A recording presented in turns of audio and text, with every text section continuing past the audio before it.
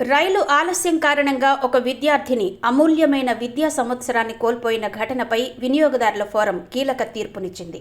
Railway శాఖ నిర్లక్ష్యం వల్ల పరీక్షకు హాజరు కాలేకపోయిన సదరు విద్యార్థినికి 9.10 లక్షల పరిహారం చెల్లించాలని ఆదేశించింది. ప్రభుత్వ సేవలలో జాప్యం జరిగితే సామాన్యులకు కలిగే నష్టానికి బాధ్యత వహించాల్సిందేనని ఈ తీర్పు ద్వారా స్పష్టమైంది. ఉత్తరప్రదేశ్లోని బస్తీ జిల్లాకు చెందిన సమృద్ధి అనే విద్యార్థిని 2018లో బీఎస్సీ బయోటెక్నాలజీ ప్రవేశ పరీక్ష రాయాల్సి ఉంది. ఇందుకోసం ఆమె బస్తీ నుండి లక్నో వెళ్లేందుకు ఇంటర్సిటీ సూపర్ ఫాస్ట్ రైల్లో టికెట్ బుక్ చేసుకుంది. షెడ్యూల్ ప్రకారం ఉదయం 11 గంటలకు లక్నో చేరుకోవాల్సిన ఆ రైలు 2 గంటలు ఆలస్యంగా నడిచింది.